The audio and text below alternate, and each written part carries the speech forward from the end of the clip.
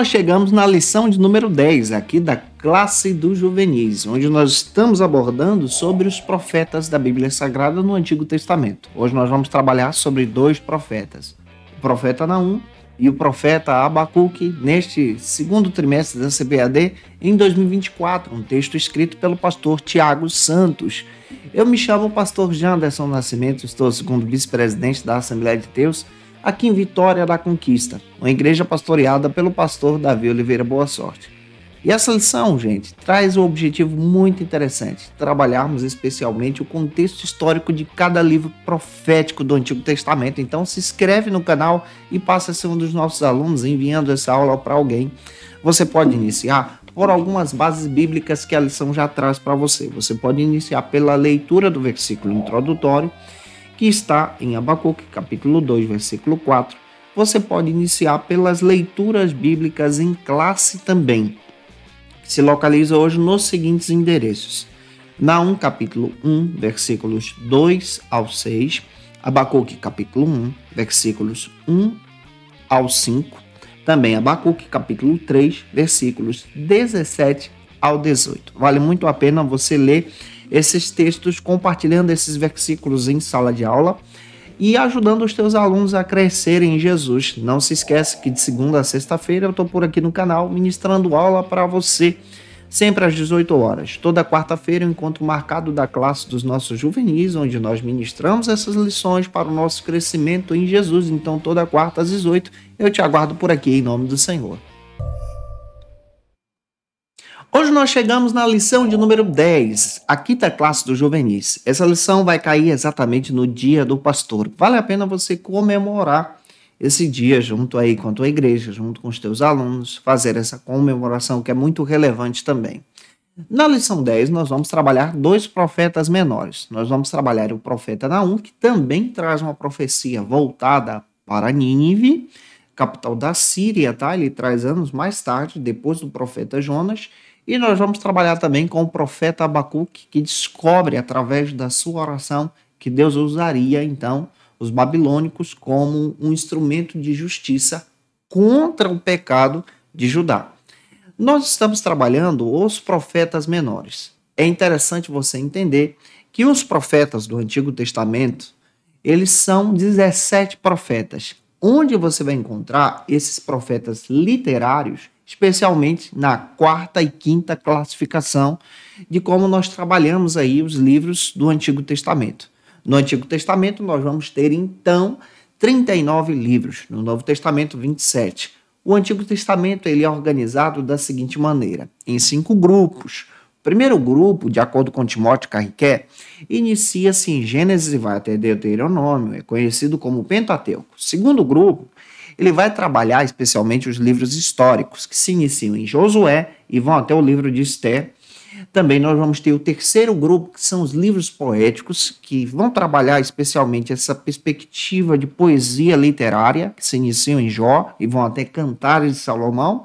E nós temos então os profetas que estamos estudando com vocês nesse trimestre.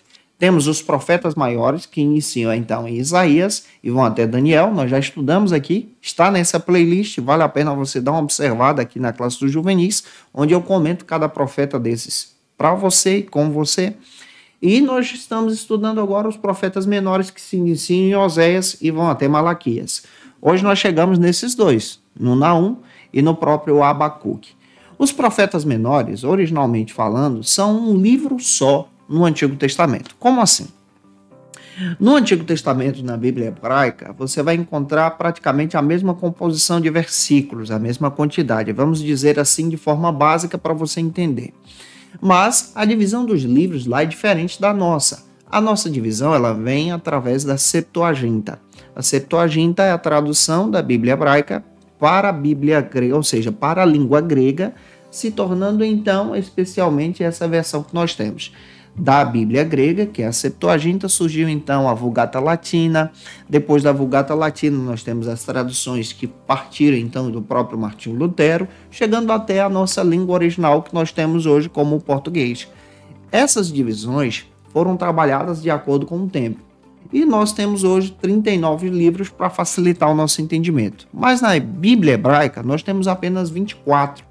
Lá, como nós já estudamos, os livros são, na realidade, um conjunto só. Como assim? Textos como 1º e 2 Samuel viram um livro só.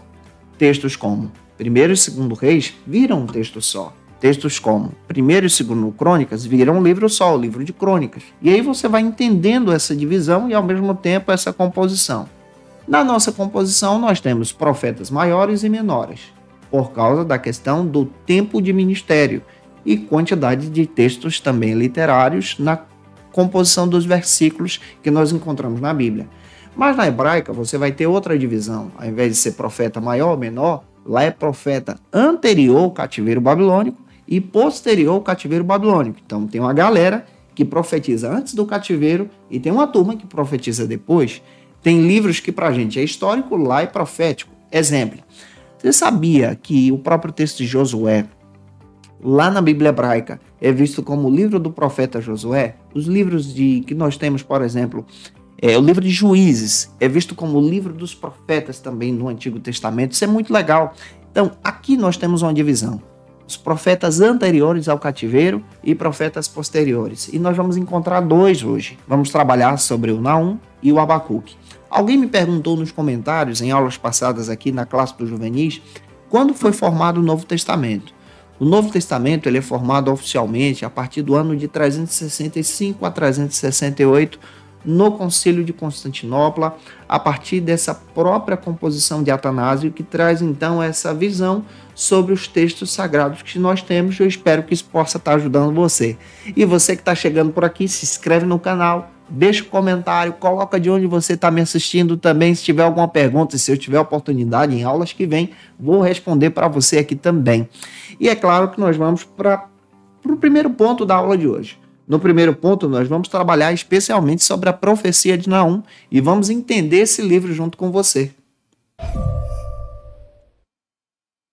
Então, como proposta do pastor Tiago Santos, a nossa abordagem aqui na lição 10, nesse primeiro ponto, é observar especialmente o livro do profeta Naum. Eu não sei se você já leu esse texto, mas vale muito a pena você fazer a leitura. E você, como aluno da escola bíblica, precisa conhecer especialmente todo o texto. Então, durante essa semana, se você tiver tempo, leia o texto de Naum, para você entender especialmente aquilo que eu vou estar trabalhando com você. Uma passagem bíblica que você pode estar lendo também em sala de aula está então em Naum, capítulo 2, versículos 2 e 3, antes de entrar no primeiro subtópico. O primeiro subtópico vai abordar sobre a destruição iminente de Nínive. Nós já lembramos que Nínive é a capital da Síria. Nesse período histórico, é muito provável que o Naum está sendo usado por Deus para trazer uma mensagem de juízo contra aquela nação ímpia. Então, nesse primeiro subtópico, como abordagem do pastor Tiago Santos, nós vamos entender especialmente esse contexto do profeta Naum. Naum, ele profetiza anos mais tarde do profeta Jonas. Nós já falamos sobre Jonas em aulas passadas aqui.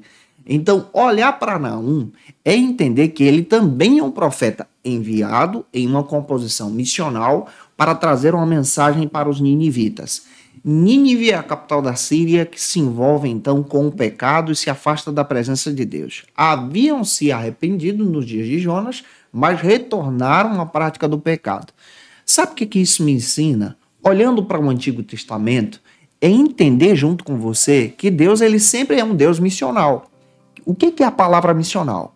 Deus é um Deus missionário, está envolvido em missões. Ele levanta os seus servos. Nós vamos olhar para a Bíblia exatamente quando o próprio Naum traz uma profecia voltada para esse povo. O povo então rejeita a mensagem de Naum. E Naum traz então a sua profecia sobre o juízo de Deus e o castigo de Deus que viria agora por parte dos babilônicos, que destruiria Nínive. Aqui você tem um contexto histórico mundial. Você vai perceber que no Antigo Testamento, naquela época, várias nações se levantaram. Você tem então os ninivitas a partir dessa composição dos assírios. Você vai perceber historicamente falando que eles são responsáveis, os assírios são responsáveis pela destruição das 10 tribos do norte, isso mesmo, do norte. E essas 10 tribos então são destruídas no ano de 722 a.C. Agora você está percebendo Deus usando o próprio profeta Naum para dizer que o juízo viria. Viria contra aquele povo que era mau, que rejeitou a sua mensagem, tinha aceitado com Jonas, mas agora voltou à prática do pecado. Deus ele age com misericórdia, mas ao mesmo tempo ele age com juízo contra aqueles que não se arrependem verdadeiramente. Olha o que a palavra está dizendo para a gente. A diferença entre arrependimento e remorso. Tem muita gente que na realidade, está praticando o remorso, mas não se arrependeu. O remorso é assim, a pessoa chora, fica triste, mas volta a praticar o pecado. É o que está acontecendo com os ninivitas. O arrependimento, a pessoa chora, fica triste e nunca mais volta a praticar. Isso, arrependimento, é transformação de vida. Foi a mensagem que o Jonas pregou. A mensagem do próprio Naum agora é a mensagem do juízo, porque o povo rejeitou especialmente o caminho da misericórdia. Caminhando, vamos então para o segundo subtópico, tá, gente boa? Espero estar ajudando você. Se eu tô, deixa o like aí. Segundo subtópico trata sobre a voz do Senhor, como Deus fala no Antigo Testamento. Naum traz uma mensagem contra a maldade dos ninivitas, ou seja, eles entraram em estado de remorso nos dias do próprio profeta Jonas, se arrependeram por um curto período de tempo, mas voltaram a praticar as suas ações malignas. E essas ações malignas demonstram então algo que Deus ele rejeita. E é interessante você observar o governo de Deus. Deus não só governava Israel, mas governava todo mundo ao ponto de enviar os seus servos para Nínive, a capital do mundo, e dizer que o Senhor estava agindo com juízo e levantaria então os babilônicos para destruir aquela tão poderosa nação. Observe o texto de Naum, capítulo 2, versículo 13. Nós estamos trabalhando em um contexto histórico em que Naum está sendo levantado por Deus para falar do juízo de Deus contra a prática maligna dos próprios ninivitas, pessoas violentas que agiam então de forma bestial contra nações vizinhas. E isso desagradou a Deus. Então Deus ele age com juízo, trabalhando então através de Naum e falando sobre a queda daquele povo. Caminhando, vamos agora para o segundo ponto, tá? Se essa aula está te ajudando, se eu estou contribuindo com você, ô gente boa, coloca um comentário aí. Segundo ponto vai trabalhar agora sobre o perigo iminente de queda, onde nós vamos perceber essa visão altiva, orgulhosa dos ninivitas. Neste segundo ponto, nós vamos trabalhar a respeito do orgulho dos ninivitas e a sua maldade. Um texto que eu quero compartilhar com você está então em Naum, capítulo 2, versículo 13, é um versículo chave, onde você percebe que o Senhor dos Exércitos, ou seja, o Deus de Israel, é contra a maldade dos ninivitas. Nós estamos falando de anos em que Nínive cai e agora vem a ascensão histórica dos babilônicos, tá? Nós estamos falando desse período de ascensão. Possivelmente nessa ascensão nós encontramos então o pai de Nabucodonosor, investindo em guerras militares e vencendo a própria Assíria, no sentido então de se tornar agora o governo mundial. Anos mais tarde surge então Nabucodonosor, que é o responsável pelo cativeiro babilônico que acontece com o povo de Judá. Nós vamos falar sobre isso já já junto com você. Vamos então para o primeiro subtópico, que fala aqui no segundo ponto sobre as razões da queda de Nínive. Quais foram as razões da queda de Nínive, de acordo com Tiago Santos? Há diversas razões aqui. Você vai perceber especialmente a sua ação brutal contra as outras nações. Isso aqui gerou a sua queda, isso desagradou o Senhor. Outro detalhe que você vai perceber é que o povo de Nínive não tinha empatia com as outras pessoas. Você vai perceber também o seu orgulho ao ponto de se achar a nação mais poderosa do mundo e pensar que não seria vencida por nenhuma outra nação. Isso está também de forma muito clara sendo demonstrado em seu texto e você vai perceber dentro da palavra de Deus que Deus então rejeita a ação dos ninivitas, usando agora os babilônicos, e você percebe então a sua malícia de forma brutal contra as outras pessoas no capítulo 3, versículos 1 ao 6, capítulo 3, versículo 19. Então, por causa desse orgulho, da sua ação brutal, Deus então agiu contra os ninivitas. Quando nós nos envolvemos com o pecado, trabalhamos em prol do pecado, agimos então de forma terrível, Deus então age contra a nossa ação pecaminosa. Foi isso que aconteceu com os ninivitas. É claro que ele providencia antes a misericórdia, mas quando rejeitamos a misericórdia, o juízo vem, e é isso que a mensagem de Naum deixa claro para você, em nome de Jesus, explicar isso para os teus alunos em sala de aula. Então não rejeite a misericórdia. Caminhando, o segundo subtópico agora aborda sobre a justa recompensa da parte de Deus. A Bíblia descreve que, assim como nós conhecemos o nível do arrependimento do coração humano, que a própria palavra fala sobre a graça de Deus, como ele enviou através de Jonas, agora através de Naum, nós também percebemos Deus punindo a maldade humana. Essa maldade humana é demonstrada a partir da prática dos ninivitas. Então, a ação do juízo de Deus, a voz de Deus através de Naum, é uma voz severa, é uma voz de juízo, é uma voz, então, de literalmente destruição, e nós entendemos que o Império Assírio cai e quem se levanta historicamente são os babilônicos. E agora nós vamos entender isso junto com você, biblicamente falando, sobre essa proposta bíblica agora do próprio profeta Abacuque, que entende quando os babilônicos vão ser usados por Deus. E em sua profecia ele entra em oração e ao mesmo tempo em crise, em saber que Deus usa os babilônicos, um povo perverso, que puniu os assírios para punir então os próprios cidadãos da cidade de Jerusalém. E agora nós vamos para o terceiro ponto, que trata sobre a profecia de Abacuque junto com você. Neste terceiro ponto, chegamos então nessa abordagem de entender o livro do profeta Abacuque e a sua profecia. Outra dica, leia esse livro, se você pode, é pequeno, vale muito a pena, tá?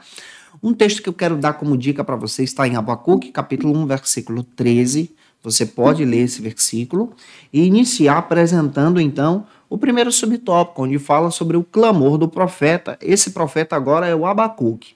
Observe, Naum está profetizando para a maior nação do mundo que cai. E o Abacuque agora traz a profecia, demonstrando que aquele povo que Deus usou para destruir os assírios, a maior nação do mundo, através dessa perspectiva da profecia de Naum, agora o Abacuque entende que é o povo que vai ser usado para destruir Jerusalém. E ele entra em crise através da sua oração quando ele descobre isso da parte do Senhor. A profecia de Abacuque fala sobre um verdadeiro avivamento. Tiago Santos traz essa abordagem. Abacuque estava profetizando, orando e, mas ao mesmo tempo, buscando da parte do Senhor em seu ministério a direção de Deus. Só que o Abacuque, quando ele está intercedendo e orando, pedindo que o Senhor então viesse agir contra o pecado realizado em Jerusalém, Deus então respondeu à oração de Abacuque, demonstrando que ele agiria com juízo contra o povo de Jerusalém. E quem ele usaria? A maior e mais poderosa nação do mundo que estava se erguendo, que destruía então os assírios e a capital de Nínive, os babilônicos. Você vai perceber dentro da palavra que, em primeiro lugar, o Abacuque está intercedendo, pedindo que o Senhor venha agir, levando o povo para o arrependimento. Só que em sua oração ele não imaginava que Deus iria usar um povo perverso como seu instrumento de justiça para punir o pecado de Jerusalém. E em sua oração, Abacuque então entra em crise. Capítulo 1, capítulo 2, ele questiona a Deus e Deus então responde a Abacuque, descrevendo que ele agiria. Isso é muito forte. Ele agiria contra a perversidade, contra o pecado de Judá. Observe capítulo 1, versículos 6 a 11. Deus respondendo à oração de Abacuque. E é claro que essa resposta é uma resposta tremenda de fé. Vamos caminhar então para o segundo subtópico do terceiro ponto, que trata agora sobre esse conflito e o triunfo da fé que Abacuque tem. Abacuque é um profeta que entra em crise através da sua oração. Ele entra em crise porque ele entende que o Senhor, ele agiria. Abacuque, em sua oração, ele diz: Senhor, porque o Senhor se tarda em agir contra o povo de Judá. E quando Deus diz que não estava tardando, mas estava trabalhando, é muito forte isso. Estava trabalhando nos governos mundiais, mudando a estrutura mundial, ao ponto de levantar a Babilônia para destruir, punir, especialmente através do seu juízo, o pecado de Judá, Abacuque entra em crise. Ele entende agora, pensando ele, que Deus usaria servos, profetas, reis, sacerdotes. Mas Deus mostrou, vou usar o povo pior do que Jerusalém para ser o meu instrumento para punir o pecado de Jerusalém. E ele utiliza os babilônicos. É tão interessante isso dentro da palavra que quando você descobre a crise de Abacuque, você percebe que Abacuque agora clama por avivamento.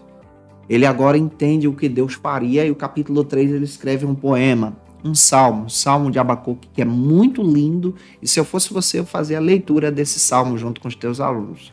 Finalizando a aula, terceiro e último subtópico fala sobre a fé inabalável de Abacuque. Neste terceiro subtópico, nós vemos então o capítulo 3 de Abacuque, onde ele demonstra uma fé inabalável. Ele entende a resposta de Deus e agora ele clama por uma restauração. Ele clama agora por um renovo. Ele clama, já entendendo que Deus agiria, mas ele ora pedindo a Deus por um renovo. Ele ora pedindo a Deus por uma restauração sobre Jerusalém.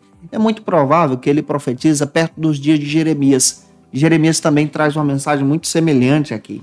E o Abacuque, ele traz a sua mensagem, trazendo então essa demonstração que Deus agiria com juízo, mas Deus também poderia agir com misericórdia. E em sua oração ele clama por esse renovo e esse avivamento para a glória de Deus, exaltando especialmente o Senhor em todo o tempo. Eu espero que essa aula possa ter contribuído com você. Agora nós vamos concluir entendendo a proposta do pastor Tiago Santos. O próprio pastor Tiago Santos demonstra na aula que nós temos desafios e lutas, mas nós precisamos entender e encarar o caminho da misericórdia, da restauração, do arrependimento, porque Deus ele pune o pecado, mas ele ama o pecador. Antes de enviar a punição e o juízo, Deus envia a misericórdia, e é nosso papel reconhecer o papel da misericórdia. Os livros de Naum e o próprio livro de Abacuque demonstram essa ação de Deus, uma ação de juízo contra o pecado, contra a falta de arrependimento e a falta especialmente dessa busca por sua presença. E eu espero que essa aula possa ter contribuído com você, em nome de Jesus. E se eu ajudei você através dessa lição, deixa aqui teu comentário, coloca aí de onde você está me assistindo, o que você achou do livro do profeta Naum e Abacuque, comenta aqui. Se inscreve e me acompanha nas nossas redes sociais. Olha, você pode postar assistindo a aula aí e me marcando no Instagram. Coloca aí @JandersonNascimento. Me marca e demonstra que você está assistindo a aula também. Que Deus abençoe você. É um prazer te conhecer. Me segue nas nossas redes sociais. Para a glória de Deus, também indica o nosso trabalho para que mais pessoas possam ser edificadas e edificados em Jesus. Agora nós vamos para o nosso momento de oração.